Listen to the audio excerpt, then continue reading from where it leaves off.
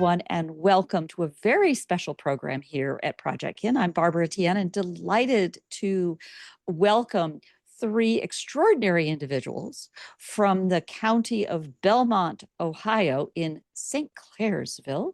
We have Crystal Lorimor, who many of you know in our Project Kin community on Substack for her Creighton Cabin publication. Jason, you're going to have to help me with your last name. Garczyk. There, okay. And I will be writing it into the publication. And of course, Anthony Atkins, whom I've introduced before from our Substack Live programs. The three today will be presenting the story of this remarkable discovery of each other with a similar interest in the same county government, and then how our counties step up to say, you know what? There's a way to solve this problem, and we can do this together. And wouldn't it be fun for family historians and genealogists to be able to join us in making these discoveries? When I heard about it, my eyes were agog. I wanted in, and it just blows me away. So with that, I'm going to turn it over to Crystal, Jason, and Anthony to tell their story. Go ahead, please. Hi, so I thought I would give a little overview and then I'll turn it over to Jason to talk about why this is important and why this part of Ohio was important. And then we'll get to the part that you're all here for, and that's the big reveal of the map. So I work for a nonprofit economic development organization here in the county. And I, as you know, with the Creighton Cabin, I have a lot of local history interest and genealogy. And so I had a diary from my great great great grandfather, and he mentioned some of like the first orchard in the county and the first store and the first where they found salt. And so as an economic developer, I'm thinking, okay, well, where were these businesses? Because the part of the county that he was talking about is very rural, very rugged. So he would mention in this diary that it was on such and such person's land. Well, that didn't tell me anything because there was no address. So just on graph paper, I started going to the Bureau of Land Management records and started charting out, graphing out the where everybody purchased this land. And unbeknownst to me, Jason was working on the same project. I went into the county recorder's office one day and he says, Crystal, he said, I want to show you a project I'm working on. And out he came with this file folder, and he was doing the exact same thing. And luckily, we had not done the same townships. So we joined forces. He did the majority of it. And we had the entire county finished. We laid it all out, all of our handwritten papers out on a couple, we had to put 2 or 3 tables together to make it fit. And then we said, well, this is great, but we wish we could tell where the creeks were, where the roads, there's Zane's Trace, there's National Road, things, historical landmarks that we knew were present back then that are also present in some form today. So we wanted to get our bearings. So that's when we said, you know what? Anthony has an interest in history, and Anthony is the county GIS director. And so we contacted Anthony and we said, okay, this is what we're doing. This is where we pulled all the data. Can you make this computerized? Can you do it on top of a map? Can you make it beautiful? And he said, I think I can do that. And so he worked on it a while, and then we joined forces. Then once it was done, people were interested in it. We started doing presentations in the county about it. And then people from other counties would come. And then Anthony can tell you when he speaks about how he ended up doing it for the entire 7 ranges. But it really makes the history come alive, and it helps me see our county in a different way. And as an economic developer, it's really interesting for me to be able to see and point to things, because what we hear about all the time are the steel mills are gone, the coal mines are gone. Well, before all of that, there were all these other industries. So I've been able to help point those things out. So it's been very interesting. We found some really interesting characters, and if you read along in the Creighton Cabin, you'll have read some stories about them. But then I'll go dive into that some more on our follow-up on Sunday with Barbara. I'll do that. But without any further ado, I will. Oh, I just saw somebody join, one of my cousins from Wisconsin. Yay. Um, I'm going to turn it over to Jason and he can talk about the seven ranges, this part of Ohio. Why does it matter and why might it matter to you? Yeah, so I came into this. I went to a local presentation. It was about history in Ohio, but not necessarily our part of Ohio in Eastern Ohio.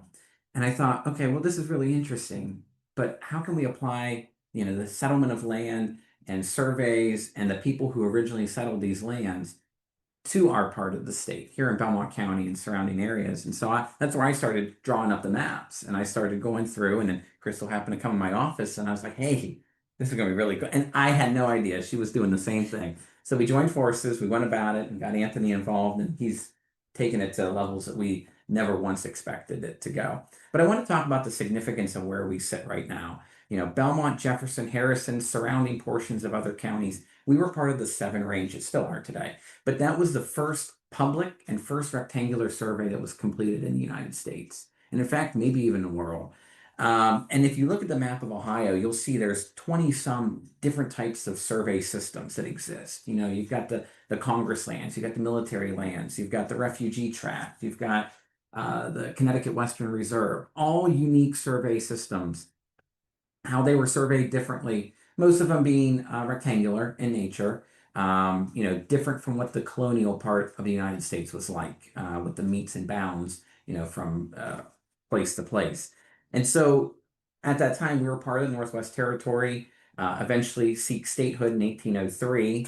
And Belmont County was well, depending on who you ask, the 9th, the 10th, or the 13th county within that jurisdiction. And I could get into that minutia, but I think I'd rather spend time talking about the mapping project. But we were formed from Washington and Jefferson counties. And then, but what's unique is you have these seven ranges, each range being 6 miles across. So 42 miles going horizontally, starting up at the Ohio River where it meets the Pennsylvania boundary. And they go out and go south from there, which is roughly about Marietta, not quite, but it encompasses the entire geography of Belmont County. And we were surveyed into these townships that were 6 miles by 6 mile. And then from inside of there were individual sections, which were 1 square mile each. First time that you saw that done in the United States. And it laid the foundation of surveying going west in the United States because, the government needed land to be surveyed quickly. And also keep in mind, we're talking the late 1700s. We just came out of the Revolutionary War in America.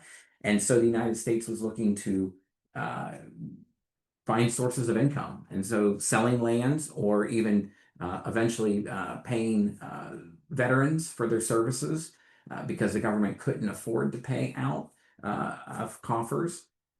And so you start to see that expansion go westward. But really interesting things that we have found along the way, individuals who settled, the trends of how the settling took place. We've got some prominent creeks here in Belmont County, Captina, McMahon, Wheeling, and you see it going north into Short Creek and up in the Steubenville area and going south down to Monroe County. But you can see those sections of land were taken first. And as you continue farther, you see, more remote areas being settled later and later. So I'm going to turn it over to Anthony to talk about the project and how we ended up digitizing this phenomenal thing. Awesome. So as a GIS person, Geographic Information Systems, when anyone offers data to you, it's one of those things that if you know a GIS person, we'll say yes, even if we're not 100% sure what the data is. So when they came to me and asked if I could do this, my first response was yeah, and then I got into the finding out if it could be done. The fact that a common feature, the PLSS system was used, and that feature is all over the place, made it super easy. So once we got done with Belmont County, generally I was done with it. I thought it was fun, very interesting, and I learned a lot. But my daughter, 12 years old, who is a huge fan, she just loves history. When she first started doing book reports, my first attempt was to get her into sci-fi, and so I introduced her to the sci-fi books, and she's like, no. And she started reading books that had some sort of history aspect to it, something that actually happened, and she just gravitated to that. Well, she was taking a summer program up at Fort Steuben. As you probably already know, Fort Steuben was an integral part in development of the Northwest Territory, at least the surveying portion of it. And they were learning about not only the Northwest Ordinance, the Northwest Territory, moving west, life in the fort and whatnot. And when I saw that in her itinerary, I thought, you know what? It might be kind of cool for them to be able to teach this with a map so that they can show where people purchase property, and maybe someone in the class may recognize a family name. So I decided to create a map for Jefferson County. So I created the map with the names table and everything, and I brought it up to the fort to share. Paul, the museum director, was out doing museum director stuff. So I presented the maps to the women that were there, and I rolled it out, and they looked at it and they were impressed. And then one of them said, you know, it would be really cool if we can see this with respect to the entire 7 ranges. And then my mind started rolling. I'm like, when we first did it for Belmont County, it was mostly a manual labor. And then when I did Jefferson County, I implemented some programming, some scraping from the BLM website to sort of automate a lot of it. So I thought, you know what, with my automated system, I bet you I could get this done pretty quickly. And that's when I decided to do the 7 ranges, entire 7 ranges. Okay, let me share my screen. Yep. And created this application. So it's a web map application, essentially an application that is a map. So when you first get to it, you'll get a splash screen. And on the splash screen, it is essentially the Northwest Ordinance, an overview of Northwest Ordinance. And you can go to the source with the source tag, which I got from Wisconsin University. And it's just a general overview of the Northwest Territory. So when I decided to do the Northwest Territory and expanding west, I wanted to make this more of an educational tool, not just for any one particular group, but for anyone. So not only genealogists and teachers, instructors can use this site to sort of learn. So I tried to add as much information as possible. So with on the image of the Northwest of the Ordinance of 1787, if you click it, it brings up a scan of the original document.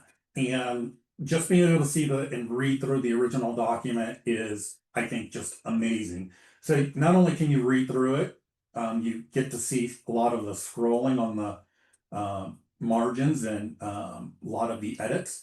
Now, the one cool thing I like about this ordinance is that the 6th article, there was a lot of debate about whether the 6th article pertains to slavery in the new territory, and for the most part, it was going back and forth, back and forth. There was going to be a slavery allowed, wasn't until the very last second it was determined that no slavery will be allowed, and ironically, the loudest voices for not allowing slavery in the new territory were the Southern slave owners.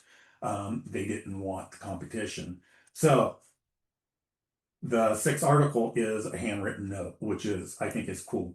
So if you're like me and you have a hard time following along with the old English with the long S and whatnot, at the bottom, I also include this transcript of the document so that you can read along with it. And it opens up in a new window. So you can either close it or switch out and click OK. And you're presented with the map.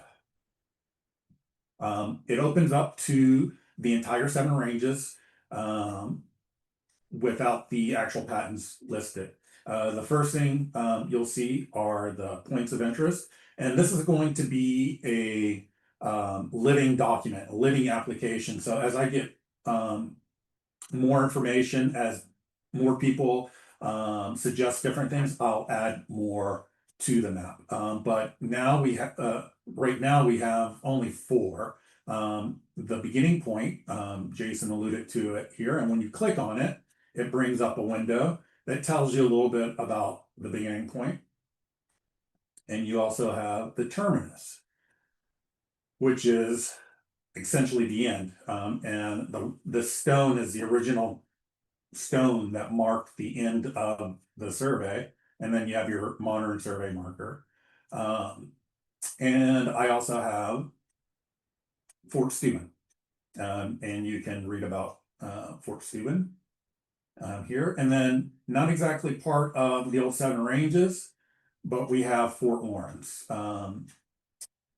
which will be significant later. The squares, the polygon feature, is the townships and ranges. The townships are numbered from south to north, starting at 1, going up. So we have these 16, 15, these are the townships, and the ranges are numbered from east to west, starting with 1, so to 7. It's obviously 7 ranges. So if you already have an idea of a township and range that you'd like to know about, you can just simply click on it. And I have one in mind, I think. Yep. So for Township 4, Range 2, it brings up the window where you can click to view the original document. And when you click on it, it'll open up a new window and zoom into that particular township and range. So when we click on it, you bring up the original survey with all the notes. The surveyor was Absalom Martin. If you're familiar with the area, you'd be familiar with Martin's Ferry. But so there are 2 types of surveys that I was able to find for this. One like this one with the description written and people, and then just a blank one that just lays out the township. I like this because it essentially has names of the people who purchased lots. For this particular township and range, I want you to pay special note to this area right here, how this one's blank. There's a reason. So you can view and get information from the original survey. Now, once you zoom in a little bit, you get to see the patents that are broken up, the township range broken up. If you zoom in a little bit further, you get names and the township and range disappears. Now, the area that I asked you to take a look at was this area right here. And that's because it didn't show any owners, but it also didn't show this portion of it. And so when you click on an actual patent, you get information about that particular patent. Typically, you'll get an accession notice, a number. That number is what was filed with the Bureau of Land Management when the purchase was made. The problem with this one, it wasn't in the BLM database. It was given to Ephraim Kimberly in 1794. And from here, typically you'll have township section range aliquot. And typically you can, and we'll view this here in a second, you can view the BLM GLL record, but since this one wasn't in the record, it wasn't there. In some cases, if I find an individual had a interesting story, I have additional sources. For this particular person, there was actually another survey available. And when we look at this one, we see that he was given granted. So, as you may know, a lot of the Revolutionary War veterans were, for payment, were given lands for their service. And there was an interesting story, and I'll let you read that. So, the other item is a wiki page, and it'll vary from person to person.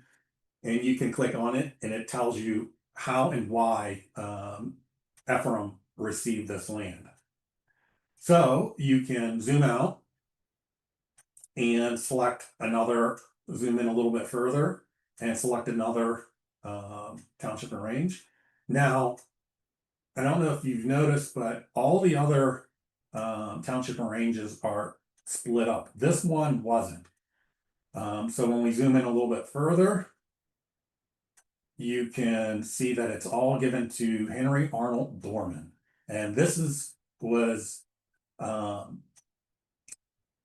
sent by, or given by the Dorman grant. And so, again, this one wasn't in the GLO database, so you won't have an accession number, so you won't see it in the view. But for his wiki page, you will see that why he got such a large amount of land. And this is another interesting story, which I won't ruin for you. I thought it was hilarious. So you can see interesting information. Now, as genealogists, you may already have a name in mind about who you'd like to search for, and if anyone with that particular name is related. You might type in Evans. Yep. Can we move that so I can? Okay. So just searching up Evans, you say, oh, this time frame looks familiar. You can click on it. It will go highlight that particular person's piece of land and give you all the information. So for this person, he was in the database. So he has an accession number. He has the name, patent date, township range, aliquot that he purchased, and then you can view the BLM GLL record. When you click on it, I love this. You can, so this takes you to the actual site, and you can view a scan of the original document. So for this particular one, it was the president. Yeah, you get the signature of the president, and it lists out the patent and what's owned, and it was signed by whoever was president at the time. And if you think this person might be a relative, and you have a subscription to FamilySearch.org, you can click on that link, and you're presented with the search results. If you were to go to the site and search for it, you'd have to sign in, and then you're given this information. Just as a note, the items sent are the county that the property landed in, and then the year, the patent date. So when you look up into the URL, you will get the county if you're not familiar with the county. You can also zoom out a little bit to see what county it lands in. For this particular one, it's Harrison. Or you can look at the URL, Harrison, and for any date, 1830. And the last thing, knowing that not every piece of data is perfect, And I'm of the idea that the hive mind is a lot smarter than any individual mind. So if anyone comes across a mistake, they have the ability. So for instance,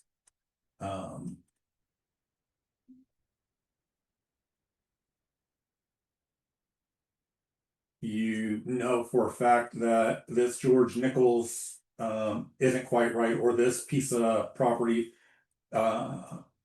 needs corrected, and you have documentation that you can back up your information. I have a link that you can fill out to suggest corrections. So it automatically brings over the accession number, the owner name, the date, and the aliquot, and then you can fill out this information with the source and name and email and submit it. I'll get an email. This gets stored in my database, and when I update it and confirm the source, I will then update the map with that information. I think those are the highlights. Can you show them like how to, up on the right-hand corner, your layers? Oh, the layers, yes. So, a lot of times, especially when you're zoomed in, you want to be able to view the map underneath. So, for that, you can click here, you can hide labels, and you can set the transparency. So, if you want to see, lighten it up to see the roads or the streams, you can lighten the transparency, close it. You can hide the labels if they get too messy. Also, so the township and range, sometimes when you're zoomed in, notice how the township and range is still visible. So when you click on it, you'll get the township and range. You can actually also change the visibility range of the township and range, so you can turn them off completely, or just say, when I'm here, I don't want them turned on, so that now at this level, you can click on things and the township and range feature disappears. And you can also just simply turn them off with a click of the button as well. And when you click on this feature, it brings up the symbology of the feature. And actually, the view is perfect for this. So what Crystal was mentioning earlier is the how everyone was where they settled first, around the streams and rivers and creeks. And let me change transparency. This color scheme makes it perfect to see. So the purple are the earliest ones, and you'll notice darker are around the major creeks and rivers, and then as you get older and further away is where you get the greens to the oranges. I also noticed that Belmont and Jefferson County is where most of the developers purchased first. So you have the larger pieces of property before they were split up and broken up into smaller and sold off then. And that's pretty much all I have.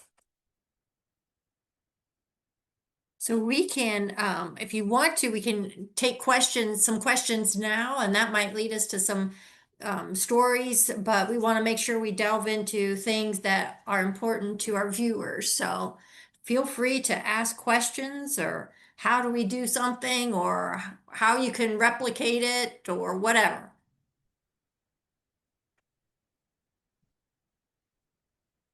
Well, people start thinking about their questions, and please do. I have a couple to get started.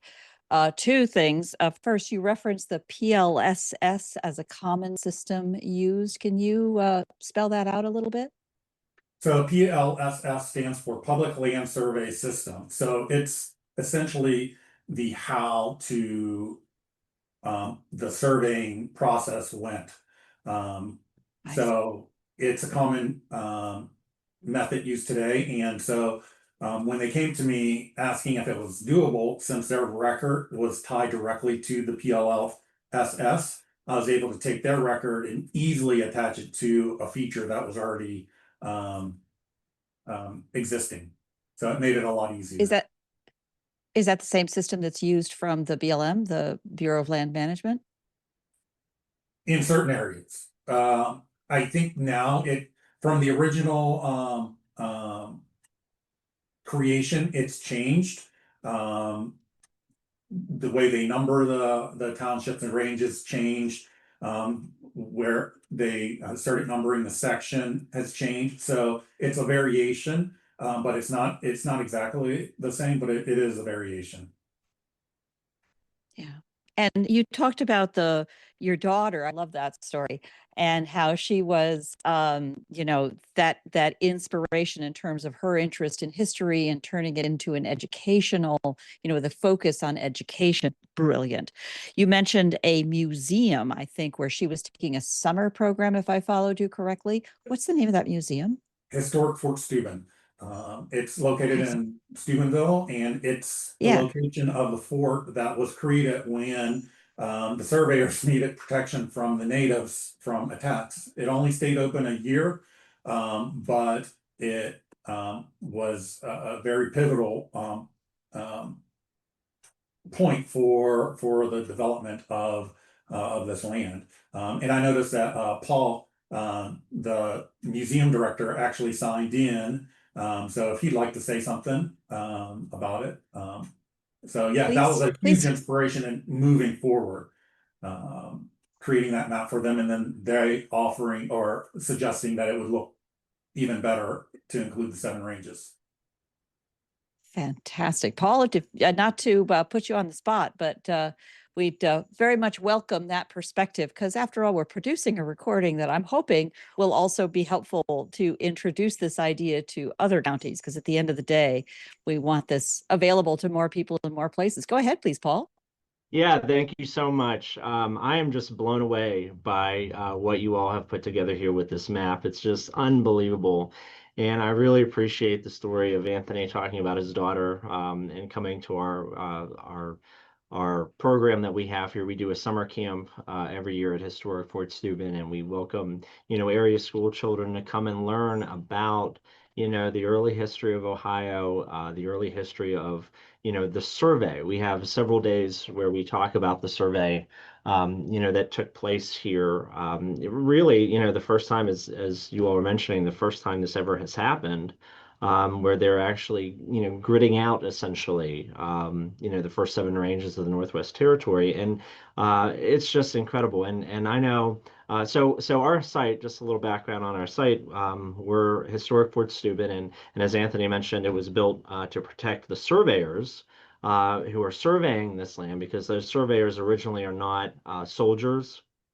They're not prepared to, have any sort of, interactions, with the Native American population that is here. Because when you look back historically, there were some treaties that were signed, and some tribes in this area did, they did, take care of those treaties, or they didn't recognize those treaties, but there were other tribes that were not so happy about those treaties. So, the surveyors do encounter those folks out here, and they actually tried once in 1785, and then they come back later in 1786 to sort of, really, nail down the survey.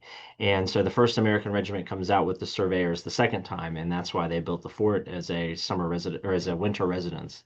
And so we have the fort reconstructed, and we do have a surveying museum here. We talk about a lot of what's going on here with the survey. And also the other part of the story is we actually have the first federal land office in the Northwest Territory. And we always have people who come in and say, well, wait, Marietta has a land office, and they do. That's actually older than ours, but ours is the first federal land office, the first, federal building, basically.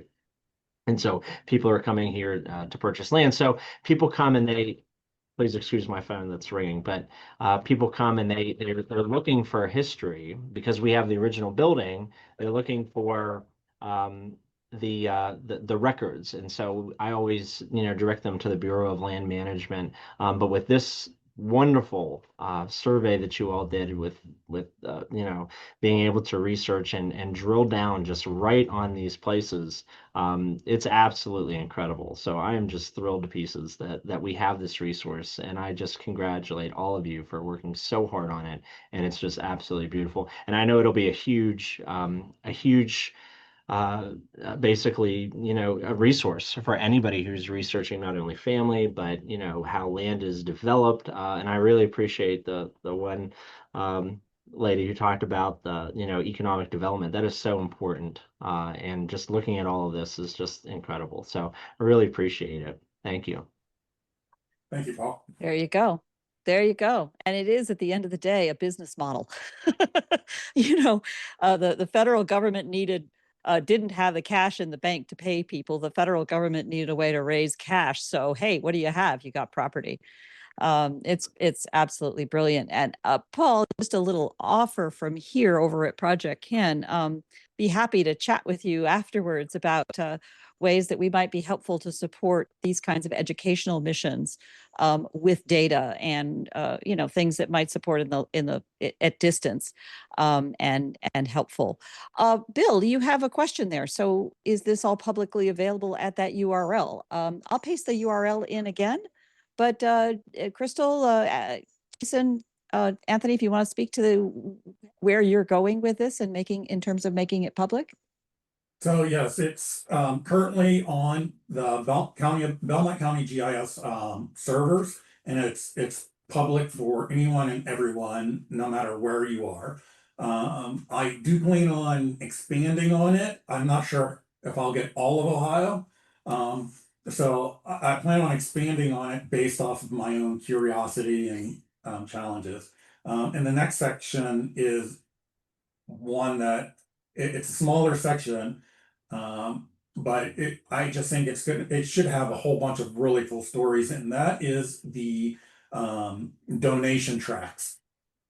If you're familiar with this time and this what was going on at the time, you had the Ohio Land Company, southwest of here, who had purchased property and selling property like crazy and to everyone and anyone. As they were selling property, they had influx of Native American attacks. And I think this is funny because this is what I see as typical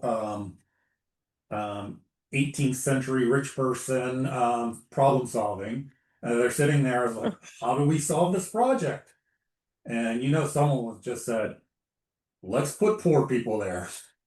So they came up with a buffer track where they don't literally allow people to live in this area as long as they knew that they will be a buffer between the landowners that paid and between them and the Native Americans, and that the chance of being attacked was very high. So my idea is that in order for you to willingly move your family to this area, there has to be some characters to research and have amazing stories about. So I'm not sure when I'll start or even finish it, but that's definitely going to be the next product that is added to this map. That's fantastic. This is called the donation tracts? Yes. You said? It is mostly in Washington County. It would have been southwest of border the southwest end of the old Seven Ranges. I don't remember the dimensions, but it's considerably smaller. I think it encompasses 8 township and range sections. So it's significantly smaller, but it's also broken up differently by lots instead of by township, section, and range. So it's going to take a little bit longer to actually digitize, but it should be very interesting. Absolutely. And I think another thing that I'd like to explore into this project are the school lands. And if you look at the map, you've got those pink squares that show up in each of those geographic townships, and those are section 16. And those were set aside for school lands, not necessarily that the school would be built there, but that the revenues that were derived from leases that farmers took out to farm that land, the money that came from that lease would then be used to fund education. So I'd like to delve into that a little bit more. I serve as the Belmont County recorder, so I work in the courthouse with land records. And in doing that, as far as I can tell, I should have most of those leases filed in the office. So it's a matter of going through and digging through those records from the early 1800s. And some of these lands never, eventually the auditor estate was the one that held possession to these lands and was responsible for the leasing. And eventually the state said, we want out of this business. And they ended up selling the land and divesting themselves of it. But some of these lands, I mean, up until the 1870s, 1880s, they were still held by the state and leased by individuals who I assume would be farming it. Wow. You talk about this Ohio Land Company, Anthony. Was that similarly a company that bought a lot of the land and then was turning around and selling the lots and creating this buffer? Yes, so essentially Ohio Company purchased a great deal of land and then they resold it. But the government then purchased a portion of that back, the donation tracts to donate to the volunteers that wanted to live in this area. But the Ohio Company is the one who sort of managed that section. The amazing thing is Marietta College actually has all the patents for that area, and I've been in touch with someone down there. I can't think of her name right now, but who, I mean, it's all digitized and online. So she directed me to where that is. So as far as finding the patents, that's not going to be the issue. And ironically, the Ohio Company is the one that's directly linked to William Jeweler. Crystal will probably talk about it on Sunday, and he purchased land from the Ohio Company that was called the Ohio Scio Company, who started the company in France and started this big, huge dilemma that cost a lot of people a lot of money. And William Dewar also owned much of the land in St. Clairsville, where we're sitting now. Very prominent, high society fella, basically running a Ponzi scheme. So yeah, we can delve into that. And many of you know Robert E. Lee. Well, he was for the South in the Civil War, but his cousin, and I can break down the exact which cousin since we have genealogists on here on Sunday, but his cousin Arthur Lee, who was against slavery, was one of the first landowners here in Belmont County as well. And so it's kind of interesting when you start seeing those familiar names and how they were playing on the national arena at that time, and they all had a tie here. And for those who are not familiar, we're a rural area. So in Ohio, the three C's, Columbus, Cleveland, and Cincinnati, they usually get the attention. And we're over here in the eastern part, very much more rural, but yet we played such a pivotal role in westward expansion and in the country. So it's kind of fun to see that and see through looking at these maps and who was here. It just makes history come alive. So It certainly does in terms of really putting people and places and land behind for those of us who have family who pretty clearly passed through there on their way further west. It creates a sense of place and color. I almost see a movie of their lives moving through these regions. yeah. There were some major pathways or trails westward. Where would they have passed through? Was it places like Steubenville? So there was Zane's Trace, which became the national road, and that went through Belmont County, up to and further west. So that was a major thoroughfare. Route Interstate 70 kind of parallels that today, although Route 40 National Road, of course, still exists. So that was a big thing. We see drovers trails in this area. A lot of significance that way. Wow. And I'm if you sure my think people were on there. the east, just on the east side of that map is the Ohio River. So right across is what then was Virginia. Now it's West Virginia, the state. So we see a lot of things happening in Virginia at that time. And if you, that's in the, just a panhandle of West Virginia, one of their panhandles. So for us, if you drive 30 minutes, you're into Pennsylvania. And to give you context, I had family in that southwest section of Pennsylvania about this time. A lot of them came here and settled and stayed. And then there was a whole, my maternal line, my paternal line, they continued west. So I can find land records out west in Kansas, which is really cool to see that, 1850, I'm seeing land patents. And here, I think the most recent one's like around the 1830s. So very different. I was talking to somebody the other day that I think looking at the 1820 census, there were around 10,000 people in our county.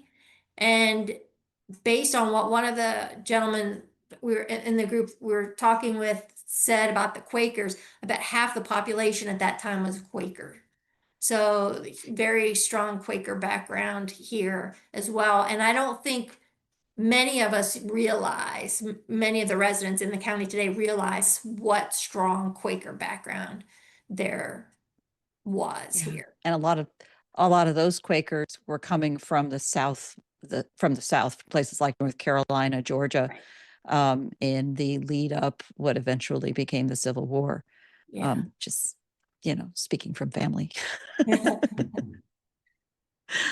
This has been absolutely fascinating. I think I would imagine that many people like me are also thinking about, well, what about where my people were?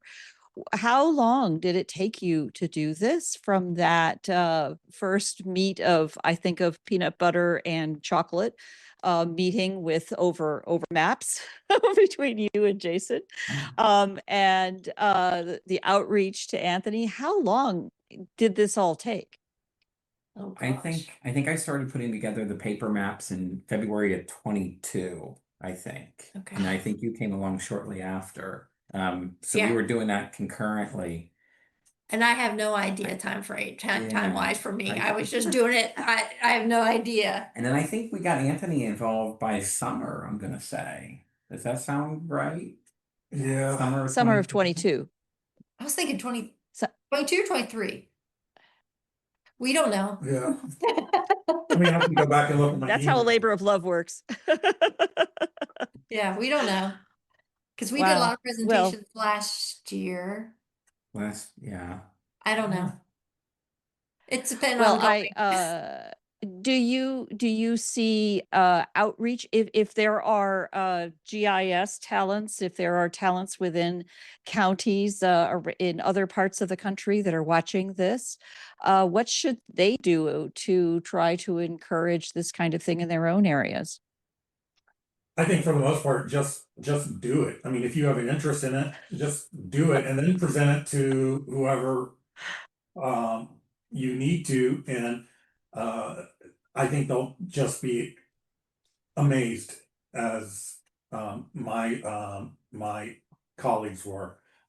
Just jump at it. And as far as like the technical part in getting it done, just reach out. I know someone on Substack reached out about patents further west that are in actually they were earlier patents based off of people that had already settled lands, that the government allowed them to purchase the land ahead of, if they prove that they've settled and made the land better, they still had to buy it, but they were given the option to buy it before anyone else.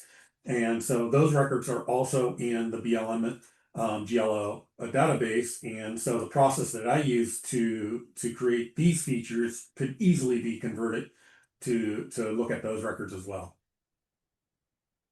Very cool. I will say that to the extent that Project Kin has anything, be very happy to support connecting people. You and Crystal, of course, are both active on Substack and accessible by basically searching for your names.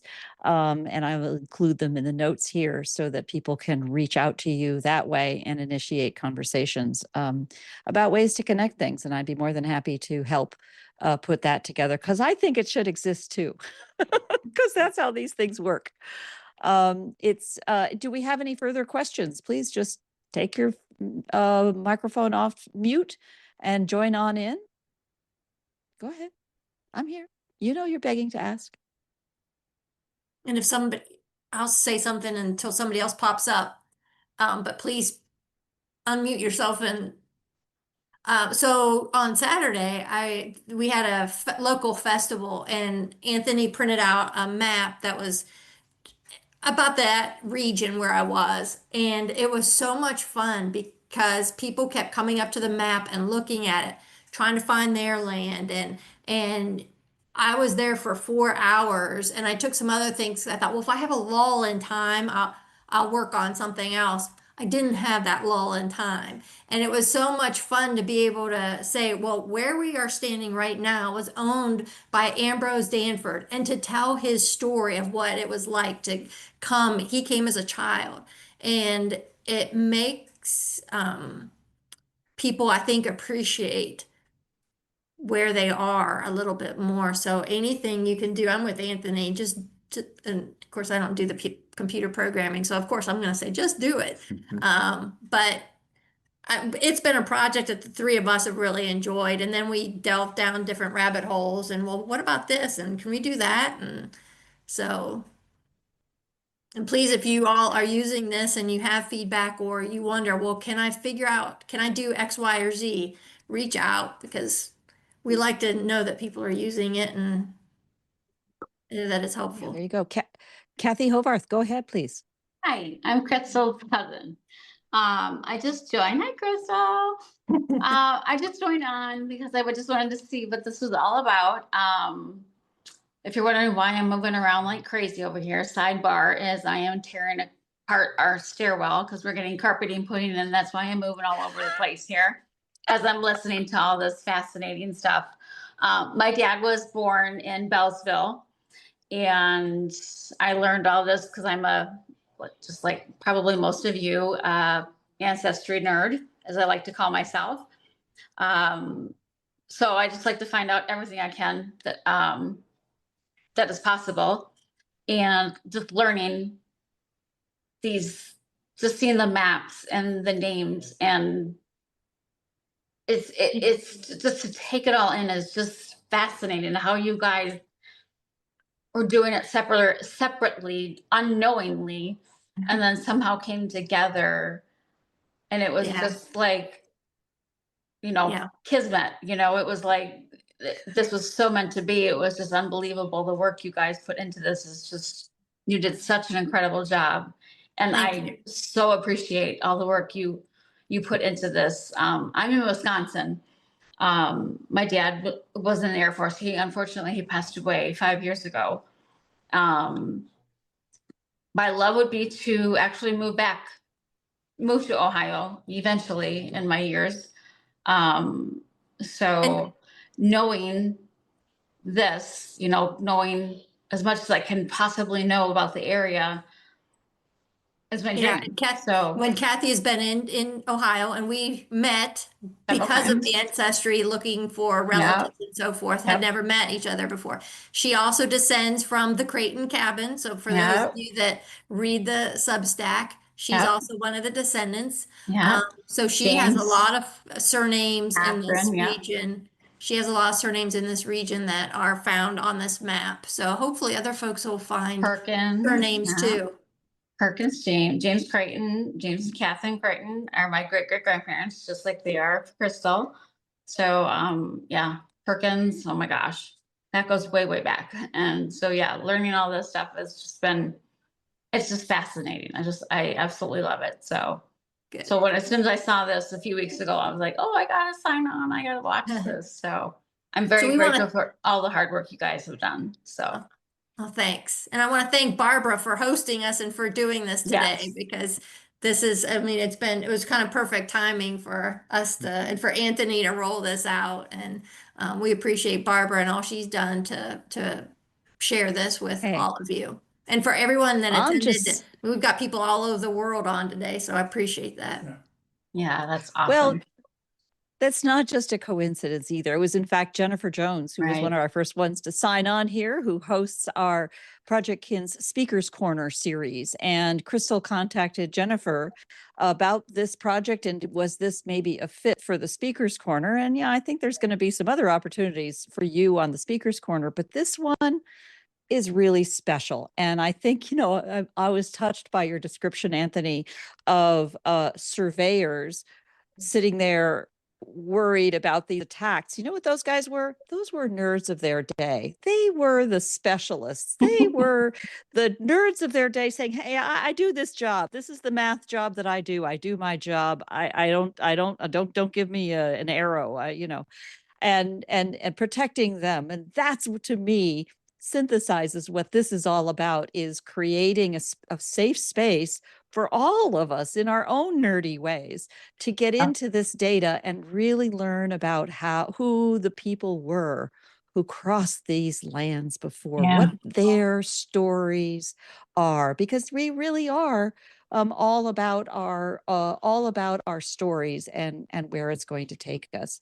And I'm deeply, deeply grateful for the three of you in starting this fire. Yes, absolutely. You're not done. You're not done. And so all of you, if you want to join me in thanking them, we will take this recording, close this program, and take the recording offline, and I'll be posting it to Project Kin, our Substack, but you can get there if you're not familiar with it at projectkin.org, and sign up to get the recording right away. And then I'll be exploring who hasn't signed up and gotten it yet, and still manually get out there and get it to you, because that's just how we roll around here.